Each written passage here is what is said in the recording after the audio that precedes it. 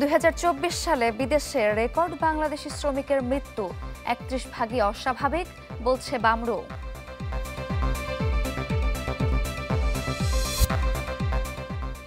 যমুনায় প্রধান উপদেষ্টার সাথে সিইসির সাক্ষাৎ, তিন নির্বাচনের অনিয়ম তদন্তে কমিটি গঠন।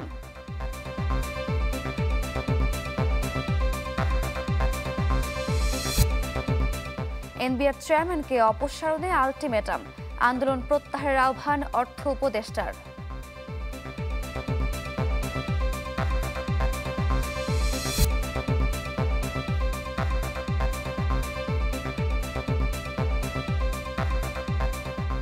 আমন্ত্রণ চ্যানেল 24-এর সকাল 7টার খবরে। শুনছিলেন প্রেসিডেন্সি ইউনিভার্সিটির সংবাদ শিরোনাম। আপনাদের সাথে আছি আমি সারিকা তাবাসসুম। ২০২৪ সালে ৪,৮১৩ জন বাংলাদেশি শ্রমিকের মৃত্যু হয়েছে প্রবাসে, যা এ যাবৎকালের সর্বোচ্চ। একে অস্বাভাবিক বলছে গবেষণা সংস্থা বামরু। তারা জানায়, মারা যাওয়াদের গড় বয়স ৩৮ বছর। চিকিৎসকরা বলছেন, শারীরিক স্বাস্থ্য নিয়ে সচেতন নন প্রবাসীরা, উদাসীনতা আছে সরকারেরও। সম্রাট হোসেনের রিপোর্টে বিস্তারিত।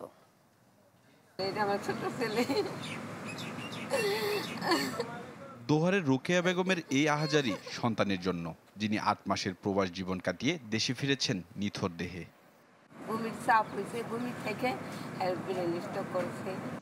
পরিবারের আর্থিক কষ্ট গোছাতে রফিক গিয়েছিলেন সৌদি আরবে। সেখানে হার্ট অ্যাটাকে মৃত্যুর পর পাহাড়সম দুঃখ হয়ে এলো পরিবারের কাছে। আমার ছেলে তো টাকা চিকিৎসা করা লাগছে। আমার সব এক আল্লাহ, আর কেউ নাই, আর কি আসুন যে মাস্টার সবজি ভাই লোক নাই। একটু ভালো থাকার আশায় প্রতিদিন হাজারো মানুষ পাড়ি জমান বিদেশে, কিন্তু বিমানবন্দর দিয়ে এমন বহু বাংলাদেশির মরদেহ দেশে আসছে রোজ। হযরত শাহজালাল আন্তর্জাতিক বিমানবন্দরের প্রবাসী কল্যাণ ডেস্কের তথ্য বলছে, প্রতিদিন মধ্যপ্রাচ্য থেকে দেশে আসছে ১৫ থেকে ২০ প্রবাসীর মরদেহ। একটা ছেলে, দুটো মেয়ে, মেয়ে দুটো ছোট, ছেলেটা বড়। সব টাকার ঋণ আমার। আমরা তো নিজের চোখে দেখিনি, ওর শুধু আল্লাহ দেখছে কিভাবে মারা গেল। অভিবাসীদের নিয়ে কাজ করা সংস্থা রামরুর গবেষণা তথ্য বলছে, এসব মৃত্যুর ৩১ ভাগই অস্বাভাবিক। আর শুধু সৌদি আরবে বাংলাদেশিদের আত্মহত্যাজনিত মৃত্যুর হার ২৪%। ওনার কাকাই ওইখানে ছিল, তো রাত্রে বলছে যে আমার বুকে ব্যথা। উনি আবার কাশি ছিল, তো উনি মেডিকেল নেওয়ার পরে মেডিকেলি ওনার স্ট্রোক করে মারা গেছে। রামরুর তথ্যে জানা যায়, ২০২৩ সালে বিদেশ থেকে এসেছে ৪,৫৫২ প্রবাসীর মরদেহ। আর গেল বছর সেই সংখ্যা ৪,৮১৩, যা এই যাবৎকালের রেকর্ড। এই অভিবাসন বিশেষজ্ঞ বলছেন, প্রবাসীদের মৃত্যুর কারণগুলো স্পষ্ট নয়। আমাদের আজ পর্যন্ত কোনোদিন রাষ্ট্রীয়ভাবে কোনো একটা গবেষণা বা অনুসন্ধান হয়নি যে কেন এত বিপুল পরিমাণ মানুষ মারা যাচ্ছে, মানে কারণ অনুসন্ধানটা করা। আমরা যদি কারণ অনুসন্ধান করে দেখি যে না কোন কোন কারণে মারা যায়, তারপর কিন্তু আপনি রাষ্ট্র তখন কিছু করণীয় ঠিক করতে পারে। সৌদি আরবের মক্কায় হৃদরোগ বিশেষজ্ঞ হিসেবে কাজ করেন ডক্টর এনাম খান। প্রবাসীদের রহস্যজনক এত মৃত্যু নিয়ে তিনি বলছেন, স্বাস্থ্য সচেতনতার ঘাটতি আর বাংলাদেশ সরকারের উদাসীনতার কথা। আমরা যতটাই বোঝাবার চেষ্টা করি ওদেরকে যে ভাই আপনারা এটা ফলো আপ করেন, তো ওরা কয় যে ভাই নরমালি ওষুধ তো খাবারই খেতে পারে না, ওষুধ কিনে কি করে খাবো। আর যাদের ইন্স্যুরেন্স আছে তাদেরও অনেকের ক্ষেত্রে দেখছি ওরা অবহেলা করে। প্রবাসী যাদের অস্বাভাবিক মৃত্যু হচ্ছে তাদের গড় বয়স ৩৮ বছর। এমনকি মৃতদেহে আঘাতের চিহ্ন থাকলেও সনদে স্বাভাবিক মৃত্যু লেখা থাকে। সম্রাট হোসেন, চ্যানেল 24, ঢাকা। প্রধান উপদেষ্টা ডক্টর মোহাম্মদ ইউনূসের সঙ্গে সৌজন্য সাক্ষাৎ করেছেন সিইসি এএমএম নাসির উদ্দিন। বৃহস্পতিবার বিকেলে রাষ্ট্রীয় অতিথি ভবন যমুনায় এই সাক্ষাৎ অনুষ্ঠিত হয়। সম্প্রতি জাতির উদ্দেশ্যে দেয়া ভাষণে জাতীয় নির্বাচনের রোডম্যাপ ঘোষণা করেন প্রধান উপদেষ্টা। তবে লন্ডন সফরে বিএনপির ভারপ্রাপ্ত চেয়ারম্যান তারেক রহমানের সাথে বৈঠক শেষে যৌথ ব্রিফিংয়ে জানানো হয়, সব প্রস্তুতি সম্পন্ন করা গেলে ফেব্রুয়ারির মধ্যে নির্বাচন হতে পারে। এমন প্রেক্ষাপটে এই সাক্ষাতে নির্বাচনের সম্ভাব্য সময় নিয়ে প্রধান উপদেষ্টার সাথে সিইসির আলোচনা হয়ে থাকতে পারে। বৈঠকের মধ্য দিয়ে অর্থাৎ ফেব্রুয়ারি মাসের যে শুরুতে ওয়ার্ল্ড ক্লাস ইনোভেশন নিয়ে ওয়ালটন এখন দেশের সীমানা পেরিয়ে পৌঁছে গিয়েছে ৫০টিরও বেশি দেশে। এদিকে বিগত ৩টি জাতীয় সংসদ নির্বাচনের বিষয়ে উত্থাপিত অভিযোগের তদন্ত এবং ভবিষ্যতে সুষ্ঠু নির্বাচন অনুষ্ঠানের লক্ষ্যে ৫ সদস্যের সুপারিশ প্রণয়ন কমিটি গঠন করে প্রজ্ঞাপন জারি করেছে মন্ত্রিপরিষদ বিভাগ। ৫ সদস্যের এই কমিটির সভাপতি করা হয়েছে হাইকোর্টের সাবেক বিচারপতি শামীম হাসনাইনকে। কমিটির সদস্য হিসেবে আছেন সাবেক অতিরিক্ত সচিব শামীম আল মামুন, ঢাকা বিশ্ববিদ্যালয়ের আইন বিভাগের সহযোগী অধ্যাপক কাজী মাহফুজুল হক, আইনজীবী তাজরিয়ান আকরাম হোসাইন এবং নির্বাচন বিশেষজ্ঞ মোহাম্মদ আব্দুল আলিম। প্রজ্ঞাপনে বলা হয় 2014, 18 এবং 2024 সালের জাতীয় সংসদ নির্বাচন নিয়ে দেশে বিদেশে ব্যাপক সমালোচনা হয়েছে। এছাড়া সাজানো প্রক্রিয়ায় আওয়ামী লীগকে নির্বাচিত করার জোরালো অভিযোগ রয়েছে। সংবিধানে নির্বাচিত জনপ্রতিনিধিদের মাধ্যমে রাষ্ট্র পরিচালনার যে বাধ্যবাধকতা রয়েছে তা লঙ্ঘনের গুরুতর অভিযোগও আছে এসব নির্বাচন পরিচালনাকারীদের বিরুদ্ধে। জানানো হয়, গঠিত কমিটি আগামী 30 সেপ্টেম্বরের মধ্যে সরকারের কাছে প্রতিবেদন দাখিল করবে।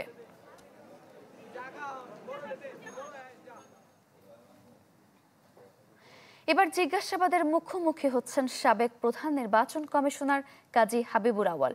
এজন্য তার 3 দিনের রিমান্ড মঞ্জুর করেছে আদালত। তবে আদালতে দাঁড়িয়ে তিনি 2024 সালের ডামি নির্বাচনের কথা স্বীকার করেছেন। বলেন, দলীয় সরকারের অধীনে কখনো সুষ্ঠু ভোট হয় না। আওয়ামী লীগ শাসন আমলে রাতের ভোটের পর বিতর্কিত যে ডামি নির্বাচন, সে সময় প্রধান নির্বাচন কমিশনার ছিলেন কাজী হাবিবুল আউয়াল। তার বিরুদ্ধে অভিযোগ, আওয়ামী লীগকে ক্ষমতায় রাখতে ধ্বংস করেছে নির্বাচন ব্যবস্থা, গুরুত্ব দেননি অন্য কোনো রাজনৈতিক দলগুলোকে। যে নির্বাচনে নিজ প্রার্থীর সাথে ভোট করেছে আওয়ামী লীগ। বিএনপির করা মামলায় ঢাকার চিফ মেট্রোপলিটন ম্যাজিস্ট্রেট আদালতে হাজির করা হয় হাবিবুল আউয়ালকে। রাষ্ট্রদ্রোহ, ভোট কারচুপি সহ বেশ কিছু বিষয়ে জিজ্ঞাসাবাদের জন্য 10 দিনের রিমান্ড আবেদন করে পুলিশ। শুনানি শেষে 3 দিনের অনুমতি দেন আদালত। ক্ষমতার অপব্যবহার করেছে এবং সে জনগণের সঙ্গে প্রতারণা করেছে এবং সে রাষ্ট্রদ্রোহীমূলক সংবিধান লঙ্ঘন করে রাষ্ট্রদ্রোহী কাজ করেছে এবং সে সরকারের সঙ্গে আতাত করে ফ্যাসিস্ট হাসিনাকে ক্ষমতায় টিকিয়ে রাখার জন্য সে অপরাধমূলক ষড়যন্ত্র করেছে এবং এই নির্বাচনের দায় সে সরকারের উপরে চাপিয়ে দেওয়ার চেষ্টা করেছে। শুনানিতে রিমান্ড বাতিল চান সাবেক সিইসির আইনজীবী। আদালতের অনুমতি নিয়ে কথা বলেন তিনি। ডামি একতরফা ভোটের স্বীকারোক্তি দেন হাবিবুল আউয়াল। জানান, ক্ষমতার লোভ আর দলীয় সরকারের অধীনে কখনো ভোট সুষ্ঠু হয় না। রমিজ হুসাইন, চ্যানেল 24, ঢাকা। জুলাই আন্দোলনের প্রতীক আবু সাইদ হত্যার অনুসন্ধান শেষ করেছে তদন্ত সংস্থা, যা এরই মধ্যে দাখিল করা হয়েছে প্রসিকিউশনে। এ হত্যায় বেগম রোকেয়া বিশ্ববিদ্যালয়ের সাবেক প্রক্টর, পুলিশ সদস্য সহ 30 জনের সম্পৃক্ততার প্রমাণ মিলেছে। রোববার যাচাই বাছাই শেষে আনুষ্ঠানিক অভিযোগ দাখিল করা হবে ট্রাইব্যুনালে।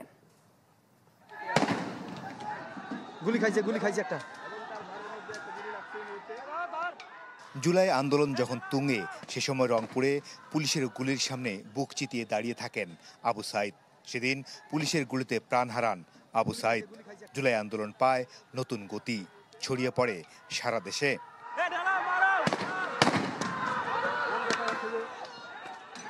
চলতি বছর 13 জানুয়ারি শহীদ আবু সাইদের পরিবারের পক্ষ থেকে 25 জনের বিরুদ্ধে আন্তর্জাতিক অপরাধ ট্রাইব্যুনালে অভিযোগ করা হয়। বৃহস্পতিবার তদন্ত সংস্থা জানায়, মামলার তদন্ত প্রতিবেদন ট্রাইব্যুনালে দাখিল করেছেন তারা, যেখানে আসামি করা হয়েছে পুলিশের সাবেক সহকারী উপপরিদর্শক আমির হোসেন, তাজহাট থানার কনস্টেবল সুজন চন্দ্র রায়, বেগম রোকেয়া বিশ্ববিদ্যালয়ের সাবেক প্রক্টর শরীফুল ইসলাম ও বিশ্ববিদ্যালয় ছাত্রলীগের সাধারণ সম্পাদক ইমরান চৌধুরী সহ 30 জনকে।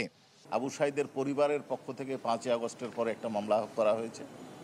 আমরা আমাদের ইনভেস্টিগেশন এজেন্সি সেখানে গেছেন, স্থানীয় লোকজনের সাথে কথা বলেছেন, প্রত্যক্ষদর্শী সাক্ষীদের সাথে কথা বলেছেন, সংশ্লিষ্ট যারা স্টেক হোল্ডার তাদের সাথে কথা বলেছেন এবং আলামত সংগ্রহ করে সামগ্রিক দিক বিবেচনা করেই এই রিপোর্টটা তৈরি করেছেন। তারপরেও আমরা এটা পর্যালোচনা করব। আশা করছি যে আগামী রোববার আমরা এই ফরমাল চার্জ দাখিল করব। প্রতিবেদনে বলা হয়, সেদিন আবু সাইদকে গুলি করা হয় হত্যার উদ্দেশ্যেই, যা বিচারের সময় সাক্ষ্য প্রমাণে উঠে আসবে। বুক চিতিয়ে দাঁড়িয়েছিল, সে কাউকে আক্রমণ করেনি এবং কারা গুলি করেছে সেটাও আপনারা দেখেছেন, কোথা থেকে গুলি হয়েছে সেটাও দেখেছেন এবং যারা গুলি করেছে তারা আসামি। 25 বছর বয়সী আবু সাইদ বেগম রোকেয়া বিশ্ববিদ্যালয়ের ইংরেজি বিভাগের 12তম ব্যাচের শিক্ষার্থী। তিনি বিশ্ববিদ্যালয়ের কোটা সংস্কার আন্দোলনের অন্যতম সমন্বয়ক ছিলেন। মাসুদুর রহমান, চ্যানেল 24, ঢাকা। গণঅভ্যুত্থানে অংশ নিয়ে গুলিবিদ্ধ হওয়ার দাবি এক মাদ্রাসা ছাত্রের। এই ঘটনায় তিনি নিজে এবং অন্য একজন বাদী হয়ে মামলা করেছেন, একটি ঢাকায়, অন্যটি চট্টগ্রামে। একই সময়ে এক ব্যক্তির 2 শহরে গুলিবিদ্ধ হওয়ার অভিযোগ নিয়ে উঠছে প্রশ্ন। গ্রহণযোগ্যতা সংশয় জানিয়েছেন বৈষম্য বিরোধী আন্দোলনের সম্মুখ সারির যোদ্ধারাও। ইবেন মিরের রিপোর্ট। জুলাই অভ্যুত্থানে হত্যা চেষ্টা সহ নানা অভিযোগে এরই মধ্যে বহু মামলা হয়েছে থানা ও আদালতে। ঘটনার প্রায় 10 মাস পর চট্টগ্রামে তেমনই একটি মামলা দায়ের হয় গেল 17 জুন, যেটি দায়ের করেন সাইফুদ্দিন এমদাদ নামে এক মাদ্রাসা ছাত্র, যিনি নিজেকে দাবি করেন জুলাই যোদ্ধা হিসেবে। খুলশী থানায় দায়ের করা মামলাটিতে আসামি 167 জন, যাতে আসামির মধ্যে আছেন দেশের বেশ কয়েকজন প্রতিষ্ঠিত শিল্পপতি, ব্যবসায়ী ও সাংবাদিকও। সেই মামলায় অভিযোগ, গত বছরের 4 আগস্ট সকালে নগরীর নিউ মার্কেট ও 5 আগস্ট ওয়াসা এলাকায় আসামিদের গুলিতে চোখ হারান এমদাদ। অবাক বিষয় হচ্ছে, এর আগে গত 20 মার্চ ঢাকার আদালতে একটি মামলা হয় ঠিক একই অভিযোগে, যেখানে আসামি 201 জন। তার পক্ষে মামলাটি করেন আবুল হাশেম রাজু নামে সাবেক এক ছাত্রদল নেতা। মামলায় অভিযোগ করা হয়, গত বছরের 4 আগস্ট সকাল 11টায় এমদাদ রাজধানীর পরিবাগে গুলিবিদ্ধ হন। ফলে প্রশ্ন উঠছে, একই দিনে 300 কিলোমিটার দূরত্বে দুটি এলাকায় তিনি কিভাবে গুলিবিদ্ধ হলেন। এই প্রশ্নের জবাব খুঁজতে মুঠোফোন সহ নানাভাবে চেষ্টা হয় এমদাদের সাথে যোগাযোগের জন্য, কিন্তু তিনি সাড়া দেননি। তবে ঢাকার মামলাটির বাদী রাজুর দাবি, এমদাদের পাওয়ার অব অ্যাটর্নির ভিত্তিতেই তিনি এজাহার দেন। একটা মানুষ যদি পাওয়ার অব অ্যাটর্নি দেওয়ার পরে, মামলা করার পরে, যদি এখন সে 3.5 মাসের মাথায় যদি সে এখন আরেকটা মামলা করে, এটা আমি জানি না। দুটি মামলাতে রয়েছে আরো অনেকগুলো অসঙ্গতি। 2 মামলায় এমদাদের ঠিকানা উল্লেখ রয়েছে ভিন্ন ভিন্ন। ফলে তার এই মামলাগুলোকে সন্দেহের চোখে দেখছেন বৈষম্য বিরোধী আন্দোলনের সম্মুখ সারির যোদ্ধারাও। জুলাইকে বিতর্কিত করে সেটা যে কোনো মহলই, সেটা পক্ষে হোক বিপক্ষে হোক, যে কোনো মহলই যদি কোনো ষড়যন্ত্র করে, সেই ষড়যন্ত্রের বিপক্ষে প্রত্যেকটি জুলাইয়ের পক্ষের মানুষ অবস্থান নেবে।